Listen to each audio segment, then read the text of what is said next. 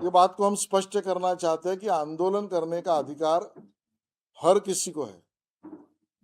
इस देश में और महाराष्ट्र में आंदोलन पे कोई रोक नहीं लगाई है। आंदोलन को दबाना ये हमारी सरकार की भूमिका भी नहीं है और हो भी नहीं सकती। देवेंद्र जी की सरकार या उद्धव ठाकरे जी जब मुख्यमंत्री थे उस प्रकार की सरकार तो नहीं है। उद्धव जी जब मुख्यमंत्री थे तब हनुमान चालीसा बोलने पर रोक थी। हनुमान चालीसा कहने वालों को जेल में डाला गया था और हनुमान चालीसा के कार्यक्रमों को बंदी लगाने का काम उद्धव ठाकरे जी मुख्यमंत्री तब उन्होंने किया था। आज हम देवेंद्र जी की सरकार देख सकते हैं, ऐसी कोई रोक राम रक्षा बोलने पर नहीं है। राम रक्षा इस पर आंदोलन दबाने का काम सरकार नहीं कर रही है, ना करेगी। दो विषय है, एक आंदोलन करने वाले लोग क्या मांगे रख रहे हैं और दूसरा आंदोलन करने वाले लोगों की मानसिकता क्या है। पहली बात अगर हम करें कि आंदोलन करने वाले लोगों की मांग क्या है, राम मंदिर वहां पर जिस प्रकार का अपहार जो डोनेशन को लेकर हुआ, उस बात को लेकर मांग करने वाले आंदोलक है और इसके लिए हिंदू जागरूक करना, ऐसा अगर उनकी भावना और मांग है तो उबाटा सेना को हम दो टूक कहना चाहते हैं। राम मंदिर के हिसाब या उसके डोनेशन पर अपहार, इस बात को लेकर समाज में क्रोध और वेदना है। उसके बाद एफआईआर दर्ज हुआ है, इस पर एसआईटी दर्ज हुई है। प्रथम रूप से जो दोषी थे उनको अरेस्ट किया गया है। न्यायालयीन प्रक्रिया में इसके एसआईटी का रिपोर्ट सबमिट किया गया है या होने वाला है। मंदिर न्यास के तरफ से लोगों ने रिजिग्नेशन दिया है और अब भगवान से माफी मांगने की प्रक्रिया भी वहां पर शुरू हुई है। उत्तर प्रदेश सरकार ने इसमें से जो भी दोषी है उनके ऊपर कार्रवाई की है, किसी को भी बचाने का काम नहीं किया है।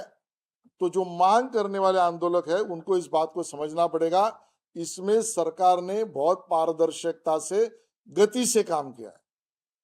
अब आंदोलनकर्ताओं की मानसिकता क्या है, तो हम उनसे पूछना चाहते हैं, हिंदू समाज जागृति के लिए और भगवान राम या राम मंदिर के लिए अगर आंदोलन उबाटा सेना कर रही है तो ये इनकी नौटंकी है, ये उबाटा सेना का दोगलापन है। और मैं इसके लिए नौटंकी और दोगलापन इसके लिए कह रहा हूं, अगर उद्धव जी और उबाटा सेना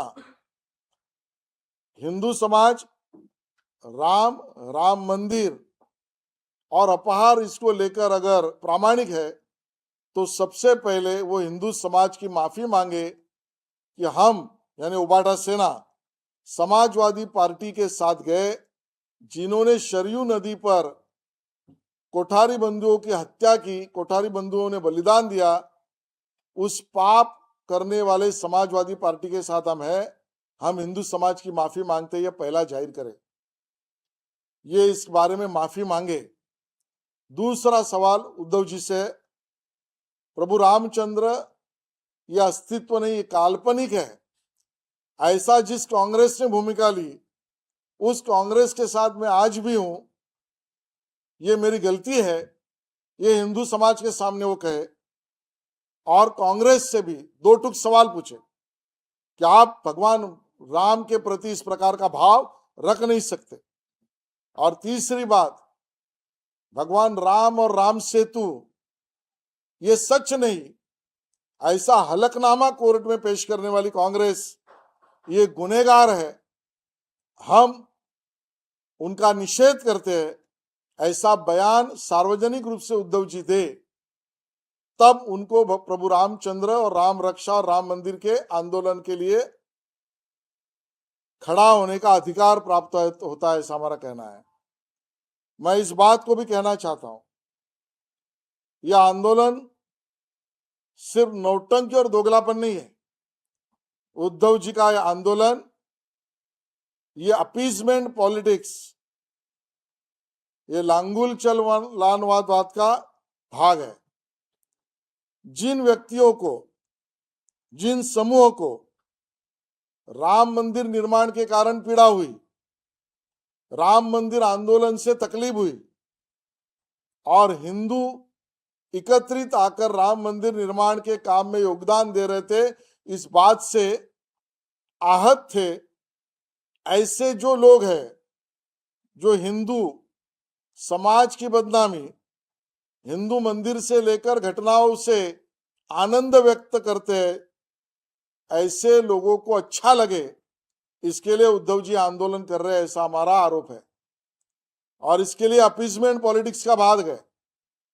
मंदिर की घटनाएं, मंदिर में से अपहार, इससे हिंदू बदनाम और मंदिर पर विश्वास उड़े, इस प्रकार की मानसिकता रखने वाले लोगों को उद्धव जी समर्थन दे रहे हैं क्या, ये हमारा सवाल है।